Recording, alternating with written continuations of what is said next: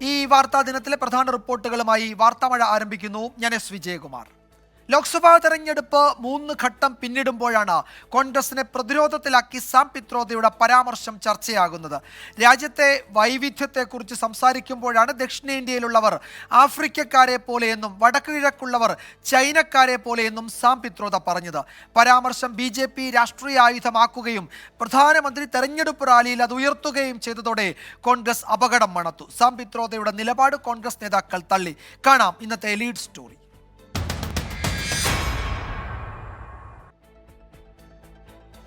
ഇന്ത്യയുടെ വൈവിധ്യങ്ങളെക്കുറിച്ചുള്ള പ്രതികരണത്തിനിടയിലാണ് വിവാദ പരാമർശം പിട്രോഡയുടെ ഭാഗത്തു നിന്ന് ഉണ്ടായത്. ദക്ഷിണേന്ത്യക്കാർ ആഫ്രിക്കക്കാരെ പോലെയെന്നും കിഴക്കൻ ഇന്ത്യയിലുള്ളവർ ചൈനക്കാരെ പോലെയെന്നും ഉത്തരേന്ത്യക്കാർ വെള്ളക്കാരെ പോലെയെന്നുമായിരുന്നു പരാമർശം. We could hold country together as diverse as India, where people on east look like Chinese, people on west look like Arab, people on north look like, maybe white, and people in south look like Africa. Doesn't matter. We are all brothers and sisters. Sam പിട്രോഡയുടെ പരാമർശത്തിൽ നിന്ന് പൂർണ്ണമായി വിട്ടുനിൽക്കുന്നുവെന്ന് Congress party അറിയിച്ചു. പിട്രോഡയുടെ പ്രസ്താവനയോട് യോജിക്കുന്നില്ലെന്ന് Shiv Sena UBT നേതാവ് പ്രിയങ്ക ചതുർവേദി. തെലങ്കാനയിലെ തെരഞ്ഞെടുപ്പ് റാലിയിൽ വിവാദ പരാമർശത്തെ പ്രധാനമന്ത്രി നരേന്ദ്രമോദി കോൺഗ്രസിനെതിരെ ആയുധമാക്കി. ഭരണഘടന തലയിലേറ്റി നടക്കുന്നവർ നിറത്തിന്റെ പേരിൽ ജനങ്ങളെ അപമാനിക്കുന്നുവെന്നും മോദിയുടെ വിമർശനം. शहजादे, आपको जवाब देना पड़ेगा. चमड़ी के रंग के आधार पर मेरे देशवासियों का अपमान मेरा देश सहन नहीं करेगा और मोदी तो कतई नहीं करेगा. ലോക്സഭാ തെരഞ്ഞെടുപ്പ് സമയത്ത് സാം പിട്രോഡയുടെ പ്രസ്താവന കോൺഗ്രസിനും ഇന്ത്യ മുന്നണിക്കും ഒരുപോലെ തിരിച്ചടിയാണ്. 24 ഡൽഹി. രാജ്യത്തിന്റെ വൈവിധ്യത്തെക്കുറിച്ചുള്ള പരാമർശ വിവാദമായതിനെ തുടർന്ന് Sam Pitroda overseas Congress chairman സ്ഥാനം രാജിവെച്ചു. AICC അധ്യക്ഷൻ മല്ലികാർജ്ജുൻ ഖാർഗെ രാജി സ്വീകരിച്ചു. അച്യുതൻ ഡൽഹിയിൽ നിന്ന് ഏറ്റവും പുതിയ വിവരങ്ങൾ നൽകും.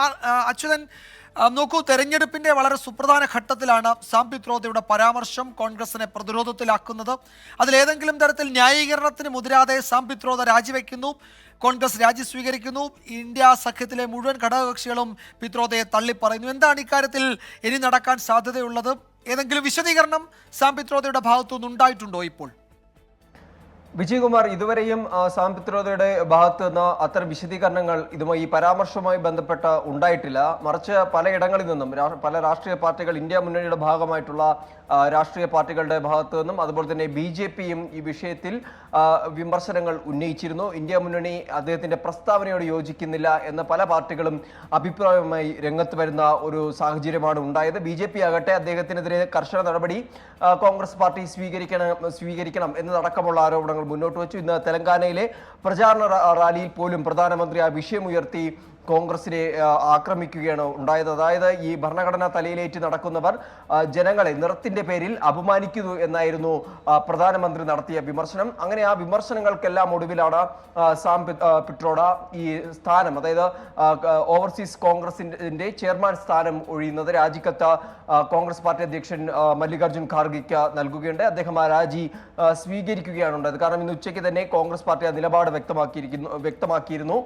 സാം പിട്രോഡ നടത്തിയ ആ ഒരു പ്രസ്താവന അത് നിർഭാഗ്യകരമാണ്, സ്വീകാര്യമല്ല, അത് സ്വീകരിക്കാൻ കഴിയുന്ന ഒന്നല്ല. അതുകൊണ്ട് തന്നെ പാർട്ടി ഇതിൽ നിന്ന് പൂർണ്ണമായി വിട്ടുനിൽക്കുന്നു എന്നായിരുന്നു ജയറാം രമേശ് തന്നെ ഈ കാര്യത്തിൽ വ്യക്തത വരുത്തിക്കൊണ്ട് അറിയിച്ചത്. അങ്ങനെ പല പ്രതിരോധങ്ങൾ ഇതുമായി ബന്ധപ്പെട്ട് നേരിടേണ്ടി വന്നു. ഒന്ന്, ഈ തെരഞ്ഞെടുപ്പ് സമയമായതുകൊണ്ട് തന്നെ കോൺഗ്രസ് പാർട്ടിയെയും ഇന്ത്യ മുന്നണിയും ഒരുപോലെ പ്രതിരോധത്തിലാക്കി. കാരണം BJP അത് കൃത്യമായി തന്നെ ഉപയോഗിക്കുകയാണ് ഉണ്ടായത്. ഒരു വംശീയ വിദ്വേഷം പടർത്തുന്ന രീതിയിലുള്ള പരാമർശമാണ് സാം പിട്രോഡയുടെ ഭാഗത്തു നിന്നുണ്ടായത്. അത് ഒരിക്കലും അംഗീകരിക്കാനാകുന്നതല്ല എന്നതടക്കമുള്ള കാര്യങ്ങൾ ഉയർത്തിക്കൊണ്ട് BJP അത് കൃത്യമായ പ്രചരണമാക്കി മാറ്റി. അപ്പോൾ ഈ ഒരു ഘട്ടം ഇതെല്ലാം പരിഗണിച്ചുകൊണ്ട് തന്നെയാണ് കോൺഗ്രസ് പാർട്ടിയും അവരുടെ നിലപാട് വ്യക്തമാക്കിയത്. എന്തായാലും മണിക്കൂറുകൾ പിന്നിടുമ്പോൾ സാം പിട്രോഡ ആ സ്ഥാനം ഒഴിഞ്ഞു എന്നുള്ളത് തന്നെയാണ് പുറത്തുവരുന്ന വാർത്ത. അദ്ദേഹം ആ സ്ഥാനം ഒഴിഞ്ഞു, രാജി ഖാർഗെ സ്വീകരിക്കുകയാണ് ഉണ്ടായത്. എന്തായാലും നടത്തിയ പരാമർശം ദക്ഷിണേന്ത്യക്കാർ ആഫ്രിക്കക്കാരെ പോലെ ഇരിക്കുന്നുവെന്നും കിഴക്കൻ ഇന്ത്യയിലുള്ളവർ ചൈനക്കാരെ പോലെ ഇരിക്കുന്നു, പടിഞ്ഞാറൻ ഭാഗത്തുള്ളവർ അറബികളെ പോലെയും ഉത്തരേന്ത്യക്കാർ വെള്ളക്കാരെ പോലെ ഇരിക്കുന്നു എന്നതായിരുന്നു ഈ വൈവിധ്യങ്ങളെക്കുറിച്ചുള്ള പ്രതികരണങ്ങൾക്കിടയിൽ സാം പിട്രോഡ നടത്തിയ പരാമർശം. എന്തായാലും മറ്റു ഭാഗങ്ങൾ, ഈ വൈവിധ്യങ്ങളെക്കുറിച്ചുള്ള മറ്റു ഭാഗങ്ങൾ പരിശോധിച്ചാൽ അദ്ദേഹം മറ്റ് ഈ സഹോദരങ്ങളെ പോലെയാണ് ഇന്ത്യയിലെ ഓരോ ജനങ്ങളും കഴിയുന്നത് നടക്കമുള്ള കാര്യങ്ങൾ പറയുന്നെങ്കിൽ കൂടിയും അദ്ദേഹത്തിന്റെ ഈ ഒരു പ്രസ്താവനയാണ് അദ്ദേഹത്തെ വെട്ടിലാക്കിയിരിക്കുന്നത്.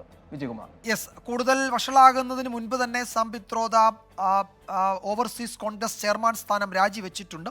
AICC അധ്യക്ഷൻ മല്ലികാർജ്ജുൻ ഖാർഗെ രാജി അംഗീകരിച്ചു എന്നാണ് റിപ്പോർട്ടുകൾ. കൂടുതൽ ചർച്ചകൾക്ക് വഴിവെക്കാതെ പ്രശ്നം തണുപ്പിക്കാനുള്ള കോൺഗ്രസിന്റെ നീക്കം അത് ഫലം കാണുമോ എന്ന് നാളെയും അടുത്ത ദിവസങ്ങളൊക്കെ ആയിരിക്കും അത് വ്യക്തമാക്കുക. ആർ അച്യുതനാണ് വിവരങ്ങൾ നൽകിയത്. മറ്റൊരു റിപ്പോർട്ടിലേക്കാണ്. ബിലീവേഴ്സ് ഈസ്റ്റേൺ ചർച്ച് സഭാധ്യക്ഷന് വിട.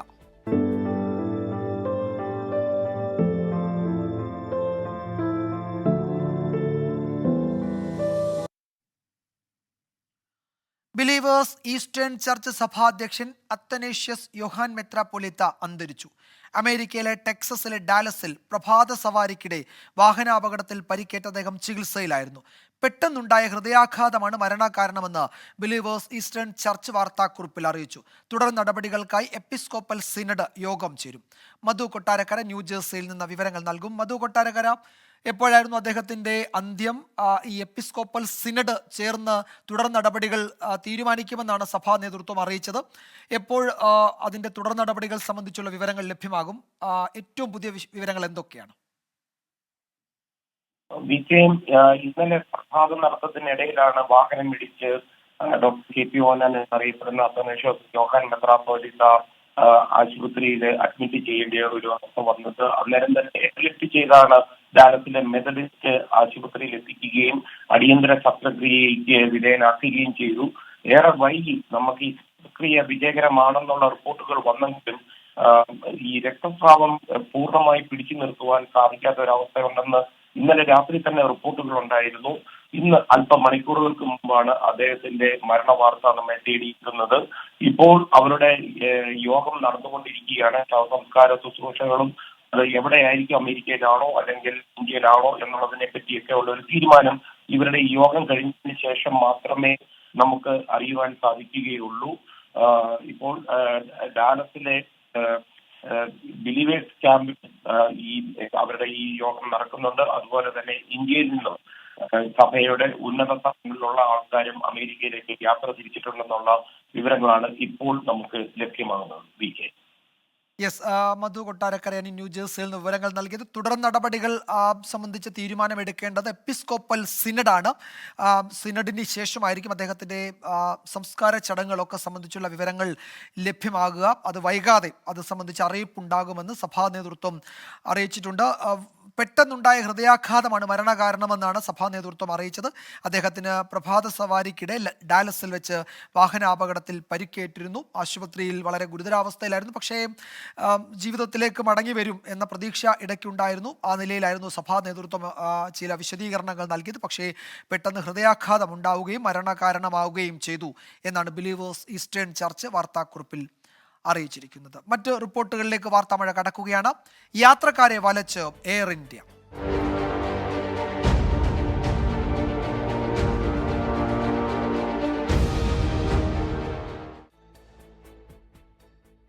ജീവനക്കാർ പണിമുടക്കിയതിനെ തുടർന്നുണ്ടായ പ്രതിസന്ധി ഉടൻ അവസാനിക്കില്ലെന്ന സൂചന നൽകി എയർ ഇന്ത്യ എക്സ്പ്രസ്.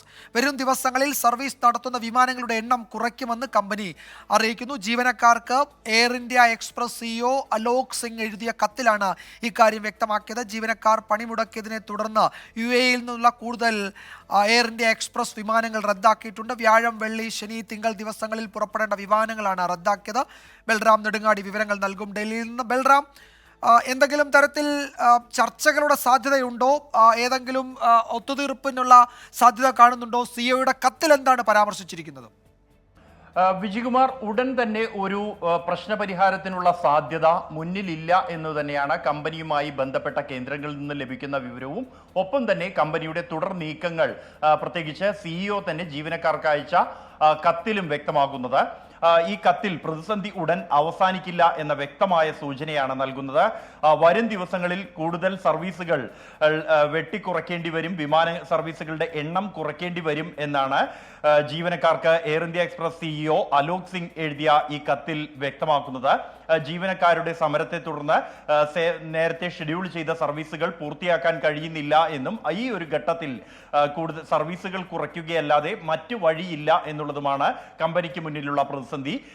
ഈ പ്രതിഷേധത്തിന്റെ ഭാഗമായി ഈ അവധിയെടുത്ത് പ്രതിഷേധിക്കുന്ന ഈ ജീവനക്കാരെ ബന്ധപ്പെടാൻ എയർ ഇന്ത്യ എക്സ്പ്രസ് പലതവണ ശ്രമിച്ചിരുന്നെങ്കിൽ പോലും അതിന് കഴിഞ്ഞില്ല. ഭൂരിഭാഗം പേരും മൊബൈൽ ഫോണുകൾ ഓഫ് ചെയ്തിരിക്കുകയാണ്. അവരെ ലഭ്യമായിട്ടില്ല കമ്പനിക്ക് ചർച്ചയ്ക്ക് പോലും എന്നുള്ളതാണ് സാഹചര്യം. ഇതിനെ തുടർന്ന് നിരവധി മലയാളികൾ അടക്കമുള്ള നിരവധി യാത്രക്കാർ അന്താരാഷ്ട്ര ആഭ്യന്തര സേവനങ്ങൾക്കായി ബുക്ക് ചെയ്തിരുന്നവർ കുടുങ്ങിക്കിടക്കുന്നു, പ്രതിസന്ധിയിലായിരിക്കുന്നു. ഇത് കൂടാതെ ലഭ്യമാകുന്ന വിവരം വ്യാഴം, വെള്ളി, ശനി, തിങ്കൾ ദിവസങ്ങളിൽ പുറപ്പെടേണ്ട വിമാനങ്ങളും UAE-യിൽ നിന്നുള്ളവ റദ്ദാക്കിയിരിക്കുന്നു എന്നുള്ളതാണ് എയർ ഇന്ത്യ എക്സ്പ്രസിന്റെ. നാളെ പുറപ്പെടേണ്ട അല്ലൈൻ കോഴിക്കോട് വിമാനം, വെള്ളിയാഴ്ച പുറപ്പെടേണ്ട റാസൽ ഖൈമ കണ്ണൂർ വിമാനം, ശനിയാഴ്ച പുറപ്പെടേണ്ട റാസൽ ഖൈമ കോഴിക്കോട് വിമാനം, അബുദാബി കണ്ണൂർ വിമാനം, കൂടാതെ തിങ്കളാഴ്ചയുള്ള Sharjah Kannur, Abu Dhabi Kannur, Dubai Kozhikode എന്നീ വിമാന സർവീസുകൾ റദ്ദാക്കിയിരിക്കുന്നു എന്നുള്ളതാണ് സാഹചര്യം. എന്തായാലും പ്രതിസന്ധി പരിഹരിക്കാൻ സജീവ ശ്രമങ്ങൾ നടക്കുമ്പോഴും അത് എവിടെയും എത്തുന്നില്ല എന്നുള്ളതാണ് നിലവിലുള്ള അവസ്ഥ. വിജയകുമാർ. ചില ശ്രമങ്ങൾ നടക്കുന്നുണ്ടെങ്കിലും അതൊന്നും ഫലം കാണുന്നില്ല എന്നാണ് ഞങ്ങളുടെ ഡൽഹി ബ്യൂറോ റിപ്പോർട്ട് ചെയ്യുന്നത്. എയർ ഇന്ത്യ എക്സ്പ്രസ് വിമാനങ്ങൾ വ്യാഴം, വെള്ളി, ശനി, തിങ്കൾ ദിവസങ്ങളിൽ UAE-യിൽ നിന്നുള്ള സർവീസുകൾ റദ്ദാക്കിയിട്ടുണ്ട് എന്ന വിവരം കൂടി ഇപ്പോൾ വരുന്നു. ബൽറാം നെടുങ്ങാടിയാണ് വിശദാംശങ്ങൾ നൽകിയത്. എയർ ഇന്ത്യ എക്സ്പ്രസ് ജീവനക്കാരുടെ സമരം ഗൾഫിലെ യാത്രക്കാരെയും പ്രതിസന്ധിയിലാക്കി. മുന്നറിയിപ്പില്ലാതെ വിമാനം റദ്ദാക്കിയത് UAE, ഒമാൻ, സൗദി ഉൾപ്പെടെയുള്ള രാജ്യങ്ങളിലെ നിരവധി യാത്രക്കാരെയാണ് വലച്ചത്. വിമാനങ്ങൾ ഇന്ത്യയിൽ നിന്ന് ഗൾഫിലെ വിമാനത്താവളങ്ങളിൽ എത്തിയാണ് സർവീസ് നടത്തേണ്ടത്. അതിനാൽ തന്നെ സമരം ഗൾഫിൽ നിന്നുള്ള വിമാന സർവീസുകളെയും യാത്രക്കാരെയും വലിയ തോതിലാണ് പ്രതിസന്ധിയിലാക്കിയിരിക്കുന്നത്. ദുബായിൽ നിന്ന് കോഴിക്കോട്, അമൃത്സർ, തിരുച്ചിറപ്പള്ളി എന്നിവിടങ്ങളിലേക്കുള്ള സർവീസുകളും ഷാർജയിൽ നിന്ന് കൊച്ചിയിലേക്കുള്ള സർവീസുകളും അബുദാബിയിൽ നിന്ന് തിരുവനന്തപുരം, കണ്ണൂർ എന്നിവിടങ്ങളിലേക്കുള്ള സർവീസുകളും റാസൽ ഖൈമയിൽ നിന്നുള്ള സർവീസുകളുമാണ് റദ്ദാക്കിയത്. UAE-യിൽ നിന്ന് 30ഓളം എയർ ഇന്ത്യ എക്സ്പ്രസ് വിമാനങ്ങളാണ് ഒരു ദിവസം സർവീസ് നടത്തേണ്ടത്. അതിനാൽ തന്നെ മുന്നറിയിപ്പില്ലാതെ വിമാനം റദ്ദാക്കിയത് നൂറുകണക്കിന് ആളുകളെയാണ് ദുരിതത്തിലാക്കുന്നത്. വിസ കാലാവധി കഴിഞ്ഞവരും അടിയന്തര സാഹചര്യത്തിൽ നാട്ടിലെത്തേണ്ടവരും ഉൾപ്പെടെയുള്ള ആളുകളാണ് വിമാനത്താവളങ്ങളിൽ കുടുങ്ങിക്കിടക്കുന്നത്. പലരും വലിയ തുക ടിക്കറ്റിന് നൽകിയവരാണ്. ഇവർക്കൊന്നും കൃത്യമായ വിശദീകരണം നൽകാൻ എയർലൈൻ അധികൃതർ തയ്യാറാകുന്നില്ല എന്ന് യാത്രക്കാർ പരാതിപ്പെട്ടു. ഒമാൻ, സൗദി ഉൾപ്പെടെയുള്ള മറ്റ് GCC രാജ്യങ്ങളിലെ സർവീസുകളും മുടങ്ങിയിട്ടുണ്ട്. മസ്കറ്റിൽ നിന്ന് കണ്ണൂരിലേക്കും കൊച്ചിയിലേക്കും തിരുവനന്തപുരത്തേക്കുള്ള സർവീസുകളാണ് റദ്ദാക്കിയത്. ജിദ്ദയിൽ നിന്ന് കോഴിക്കോട്ടേക്കും ഹൈദരാബാദിലേക്കുള്ള വിമാനങ്ങളും റദ്ദാക്കിയിട്ടുണ്ട്. 24 ദുബായ്. വാർത്താമഴയിലേക്ക് വീണ്ടും സ്വാഗതം. എറണാകുളം കളമശ്ശേരിയിൽ ട്രെയിൻ ഗതാഗതം തടസ്സപ്പെട്ടു. റെയിൽവേ ലൈനിലെ വൈദ്യുതി തകരാറാണ് കാരണമായത്. തിരുവനന്തപുരം, കണ്ണൂർ ജനശതാബ്ദി, നിലമ്പൂർ, കോട്ടയം പാസഞ്ചർ തുടങ്ങിയ ട്രെയിനുകൾ പിടിച്ചിട്ടിരിക്കുകയാണ്. അശ്വിൻ പാലാഴി വിവരങ്ങൾ നൽകും കൊച്ചിയിൽ നിന്ന്. അശ്വിൻ, പ്രശ്നം പരിഹരിക്കുമോ ഉടൻ? എന്തൊക്കെയാണ് വിവരങ്ങൾ? വിജയകുമാർ, ഉടൻ പ്രശ്നം പരിഹരിക്കും എന്നതാണ് റെയിൽവേ അധികൃതർ നൽകുന്ന വിവരം. ഇപ്പോൾ തന്നെ 2 മണിക്കൂറിന് ശേഷം ആയിരിക്കുന്നു ഈ ട്രെയിനുകൾ പിടിച്ചിട്ടിട്ട്. 2 ട്രെയിനുകളാണ് പ്രധാനമായും ഏറ്റവും പ്രധാനപ്പെട്ട, അല്ലെങ്കിൽ ആളുകൾ കൂടുതലായി കയറുന്ന 2 ട്രെയിനുകളാണ് ഇപ്പോൾ 2 മണിക്കൂറിന് മുകളിലായി ഈ എറണാകുളം കളമശ്ശേരി പാതയിൽ നിൽക്കുന്നത്. അതിലൊന്ന് തിരുവനന്തപുരം കണ്ണൂർ ജനശതാബ്ദിയാണ്. അതിന് പുറമെ നിലമ്പൂർ കോട്ടയം പാസഞ്ചർ ട്രെയിനും പിടിച്ചിട്ടിരിക്കുകയാണ്. ഇതിന് പിന്നാലെ വരുന്ന ട്രെയിനുകളും ഇപ്പോൾ പലയിടങ്ങളിലായി തടസ്സപ്പെടുന്നുണ്ട് എന്നുള്ളതാണ് ലഭിക്കുന്ന വിവരം. എന്തായാലും വൈദ്യുതി പുനഃസ്ഥാപിക്കാനുള്ള ജോലികൾ ആരംഭിച്ചിട്ട് ഏകദേശം 1 മണിക്കൂറായിരിക്കുന്നു. ഇതുവരെയും അത് പൂർണ്ണതോതിൽ പുനഃസ്ഥാപിക്കാനായിട്ടില്ല എന്നുള്ളതാണ് നമുക്ക് മനസ്സിലാക്കാൻ സാധിക്കുന്നത്. എന്തായാലും ആളുകൾ പ്രധാനമായും ഈ പാസഞ്ചർ ട്രെയിനുകളെയൊക്കെ ആശ്രയിക്കുന്ന നിരവധി ആളുകൾ ഇപ്പോഴും ഇതിന്റെ ബുദ്ധിമുട്ട് അനുഭവിച്ചുകൊണ്ടിരിക്കുകയാണ്. അപ്പൊ ഈ 2.5 മണിക്കൂറായി ട്രെയിൻ ഗതാഗതം തടസ്സപ്പെട്ട് ട്രെയിനുകൾ പിടിച്ചിട്ടിരിക്കുന്നു എന്നുള്ളത് തന്നെ അവരുടെ ബുദ്ധിമുട്ടിനെ മനസ്സിലാക്കാൻ കഴിയുന്ന ഏറ്റവും പ്രധാനപ്പെട്ട കാര്യമാണ്. എന്തായാലും ഉടൻ തന്നെ ഈ വൈദ്യുതി പുനഃസ്ഥാപിക്കാൻ കഴിയും എന്നുള്ളൊരു വിവരം മാത്രമാണ് റെയിൽവേ അധികൃതർ പറയുന്നത്. എന്താണ് ഈ വൈദ്യുതി തടസ്സം ഉണ്ടാകാൻ കാരണമെന്നോ അവിടെ എന്താണ് സംഭവിച്ചത് എന്നുള്ള കൂടുതൽ വിവരങ്ങളൊന്നും ഇതുവരെയും റെയിൽവേ അധികൃതർ പങ്കുവച്ചിട്ടുമില്ല. വിജയകുമാർ. നിരവധി ട്രെയിനുകൾ പിടിച്ചിട്ടിരിക്കുന്നു. 2.5 മണിക്കൂറായി പ്രതിസന്ധി തുടരുകയാണ്. പ്രശ്നപരിഹാരത്തിനുള്ള ശ്രമം നടക്കുന്നുണ്ട്. എപ്പോഴേക്ക് ഗതാഗതം പൂർണ്ണ തോതിൽ സുഗമമായി നടക്കുമെന്ന് ഈ ഘട്ടത്തിലും റെയിൽവേ അറിയിക്കുന്നില്ല. ഇപ്പോൾ തിരുവനന്തപുരം, കണ്ണൂർ ജനശതാബ്ദി, നിലമ്പൂർ, കോട്ടയം പാസഞ്ചർ തുടങ്ങിയ ട്രെയിനുകളാണ് പിടിച്ചിട്ടിരിക്കുന്നത്. അശ്വിൻ പാലാഴിയാണ് വിവരങ്ങൾ നൽകിയത്. സംഗീത് ശിവന് വിട.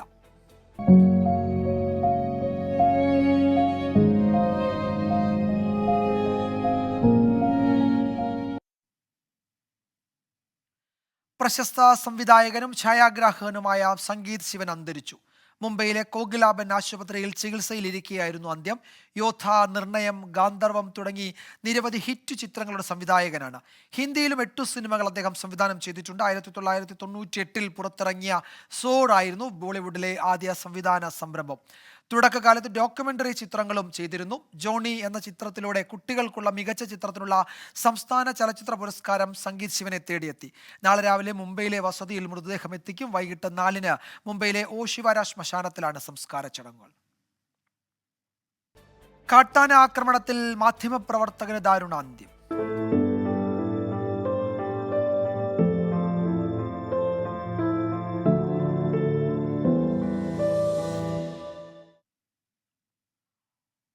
പാലക്കാട്ട് കാട്ടാന ആക്രമണത്തിൽ മാധ്യമപ്രവർത്തകൻ മരിച്ചു. മാതൃഭൂമി ന്യൂസിന്റെ പാലക്കാട് ക്യാമറമാൻ AV മുകേഷാണ് മരിച്ചത്.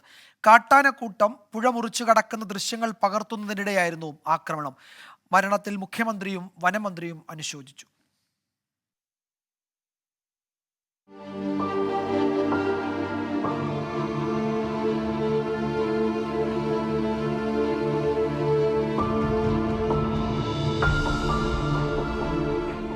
ഇന്ന് രാവിലെ 8 മണിക്ക് മലമ്പുഴ വേനോലി എളമ്പരക്കാടിന് സമീപം കാട്ടാന ഇറങ്ങിയതിന്റെ ദൃശ്യങ്ങൾ ചിത്രീകരിക്കുന്നതിനിടെയായിരുന്നു ആക്രമണം. കാട്ടാനക്കൂട്ടം പുഴ മുറിച്ചു കടക്കുന്നത് ചിത്രീകരിക്കുന്നതിനിടെ 3-അംഗ വാർത്താ സംഘത്തിന് നേരെ കാട്ടാനക്കൂട്ടം പാഞ്ഞെടുക്കുകയായിരുന്നു. രക്ഷപ്പെട്ട ഓടുന്നതിനിടെ AV മുകേഷ് താഴെ വീണു. ഇതിനിടെ കാട്ടാന മുകേഷിനെ ചവിട്ടി. പാലക്കാട് ജില്ലാ ആശുപത്രിയിൽ എത്തിച്ചെങ്കിലും ജീവൻ രക്ഷിക്കാനായില്ല.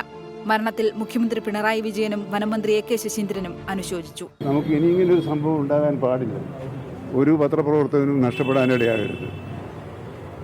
ആ രൂപത്തിലുള്ള ഒരു ആലോചനക്ക് ഈ സംഭവം വഴി തുറക്കണം എന്നാണ് ഞാൻ കരുതുന്നത്.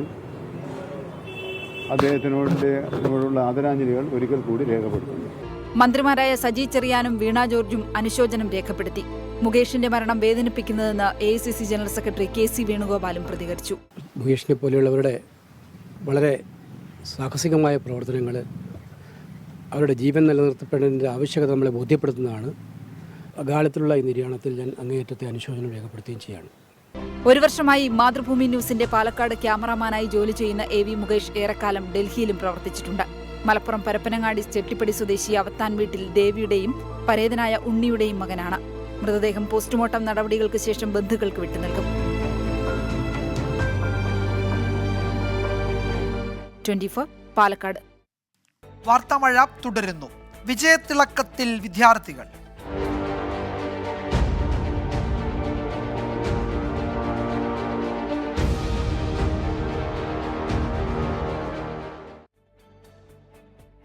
SSLC പരീക്ഷാഫലം പ്രഖ്യാപിച്ചു. 99.69% വിജയം.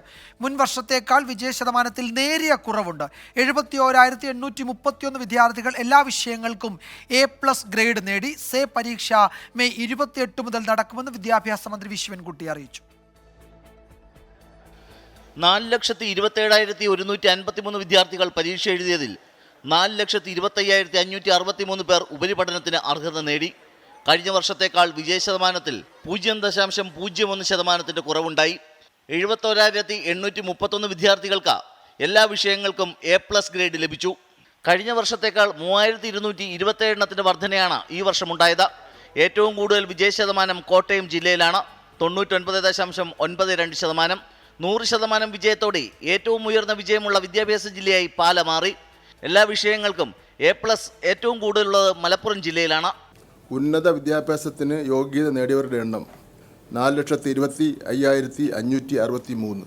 വിജയ ശതമാനം 99.69%. ഏറ്റവും കൂടുതൽ വിദ്യാർത്ഥികൾക്ക് എല്ലാ വിഷയങ്ങൾക്കും A+ കിട്ടിയ വിദ്യാഭ്യാസ ജില്ല മലപ്പുറം, 4,934 വിദ്യാർത്ഥികൾ. 892 സർക്കാർ സ്കൂളുകളും 1,139 എയ്ഡഡ് സ്കൂളുകളും 443 അൺഎയ്ഡഡ് സ്കൂളുകളും 100% വിജയം നേടി. മുൻ വർഷത്തേക്കാൾ 107 സ്കൂളുകളുടെ കുറവ് ഇത്തവണയുണ്ടായി. മെയ് 28 മുതൽ ജൂൺ 6 വരെ സേ പരീക്ഷ നടക്കും. 3 വിഷയങ്ങൾക്ക് വരെ അപേക്ഷിക്കാം. ജൂൺ ആദ്യവാരം മുതൽ സർട്ടിഫിക്കറ്റുകൾ ഡിജി ലോക്കറിൽ ലഭ്യമാകും. THSLC പരീക്ഷയിൽ 99.8%, SSLC ഹിയറിംഗ് ഇംപേർഡ് പരീക്ഷയിൽ 100%വുമാണ് വിജയം. കേരള കലാമണ്ഡലത്തിൽ 98.33% വിജയം. 24 തിരുവനന്തപുരം. SSLC പരീക്ഷാ മൂല്യനിർണ്ണയ രീതിയിൽ സമൂല മാറ്റത്തിനൊരുങ്ങുകയാണ് സർക്കാർ. അടുത്ത വർഷം മുതൽ ഓരോ വിഷയത്തിനും വിജയിക്കാൻ എഴുത്തു പരീക്ഷയ്ക്ക് നിശ്ചിത മാർക്ക് നേടണമെന്ന നിബന്ധന കൊണ്ടുവരും. 9ാം ക്ലാസ് വരെ എല്ലാ കുട്ടികളെയും വിജയിപ്പിക്കുന്ന സമ്പ്രദായത്തിൽ മാറ്റം വരുത്താനും സർക്കാർ ആലോചിക്കുന്നുണ്ട്. 2025 മാർച്ചിൽ നടക്കുന്ന SSLC പരീക്ഷയിൽ ഹയർ സെക്കൻഡറിയിൽ നിലവിലുള്ളതുപോലെ എഴുത്ത് പരീക്ഷയിൽ പ്രത്യേക പേപ്പർ മിനിമം ഏർപ്പെടുത്തുന്ന കാര്യം പൊതുവിൽ എല്ലാവരുമായി ആലോചിച്ചുകൊണ്ട് തീരുമാനിക്കുന്നതാണ്. വിദ്യാഭ്യാസ രംഗത്തെ പ്രമുഖർ, അധ്യാപകർ, രക്ഷിതാക്കൾ, പണ്ഡിതന്മാർ ഇവരെല്ലാവരും കൂടി ആലോചിച്ചുകൊണ്ട് തീരുമാനിക്കും. പരീക്ഷയിൽ വിജയിക്കുന്നതിന് ഓരോ വിഷയത്തിനും എഴുത്തു പരീക്ഷയിൽ മാത്രം 30% മാർക്ക് പ്രത്യേകം നേടിയിരിക്കണം. മറ്റൊരു റിപ്പോർട്ടിലേക്ക്. കോൺഗ്രസിൽ പുതിയ പോര്.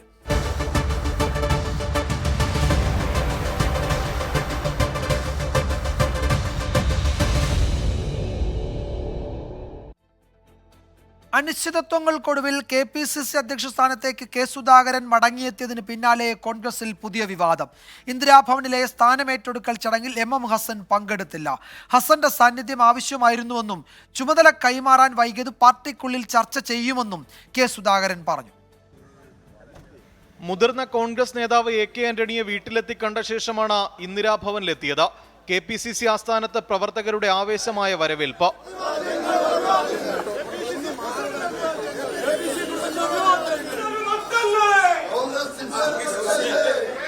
ചുമതലയേറ്റെടുത്തതിന് പിന്നാലെ ആക്ടിംഗ് പ്രസിഡന്റ് MM ഹസന്റെ അസാന്നിധ്യത്തിലെ അതൃപ്തി പരസ്യമാക്കിക്കൊണ്ടായിരുന്നു തുടക്കം. ഹസൻ പ്രസിഡന്റായിരിക്കെ തീരുമാനങ്ങളിൽ കൂടിയാലോചന നടത്തിയിട്ടില്ലെന്നും സുധാകരൻ തുറന്നടിച്ചു. ഹസന്റെ ഒരു സാന്നിധ്യം ആവശ്യമില്ല എന്ന് പുള്ളിക്ക് തോന്നിയിട്ടുണ്ടാകും. പക്ഷേ എങ്കിലും അദ്ദേഹത്തിന്റെ ഒരു പ്രസൻസ് ആവശ്യമായിരുന്നു എന്ന് ഞാൻ കരുതുന്നു. കൂടിയാലോചന നടന്നില്ല. ആ കൂടിയാലോചന നടത്താത്തത് പുനഃപരിശോധിക്കേണ്ട ആവശ്യമുണ്ടോ എന്നുള്ളത് നമ്മൾ പരിശോധിച്ച് നമ്മൾ തീരുമാനമെടുക്കും. മടങ്ങിവരവ് തടയാൻ പാർട്ടിക്കുള്ളിൽ ശ്രമങ്ങൾ നടന്നിരുന്നുവെന്ന ചോദ്യത്തിന് അങ്ങനെ കരുതുന്നില്ലെന്ന മറുപടി. തന്നെ അങ്ങനെയൊന്നും പറഞ്ഞുവിടാൻ പറ്റില്ലെന്നും സുധാകരന്റെ ഒളിയമ്പ. ഹൈക്കമാൻഡ് മറിച്ചൊരു തീരുമാനമെടുത്തില്ലെങ്കിൽ നിയമസഭാ തിരഞ്ഞെടുപ്പിലും താൻ തന്നെ പാർട്ടിയെ നയിക്കുമെന്നും സുധാകരൻ. ഹസന് ചുമതല നൽകിയത് തിരഞ്ഞെടുപ്പായതിനാൽ മാത്രമെന്ന KC വേണുഗോപാൽ. എല്ലാവരും കൂടെ കൂട്ടായിരുന്നു തീരുമാനിച്ചപ്പോൾ ആ തീരുമാനത്തിന്റെ അടിസ്ഥാനത്തിലാണ് ഹസനെ ചുമതല ഏൽപ്പിച്ചത്. ആ ചുമതലയുള്ള ഓർഡർ നോക്കിയാൽ തന്നെ നിങ്ങൾക്ക് മനസ്സിലാവും. ഇലക്ഷന് വേണ്ടി മാത്രമാണ് ആ ഓർഡർ. പാർട്ടിയിൽ നേതൃമാറ്റം വേണമെന്ന ഒരു വിഭാഗത്തിന്റെ മുറവിളിക്കിടെയാണ് സുധാകരന്റെ തിരിച്ചുവരവ്. ഹസൻ എടുത്ത തീരുമാനങ്ങൾ റദ്ദാക്കി മുന്നോട്ട് പോയാൽ പാർട്ടിയിൽ അതെങ്ങനെ പ്രതിഫലിക്കുമെന്നതും നിർണായകം. 24 തിരുവനന്തപുരം. റിപ്പോർട്ടോടെ വാർത്താമഴ അവസാനിക്കുന്നു. നാളെ വീണ്ടും കാണാം. Good night.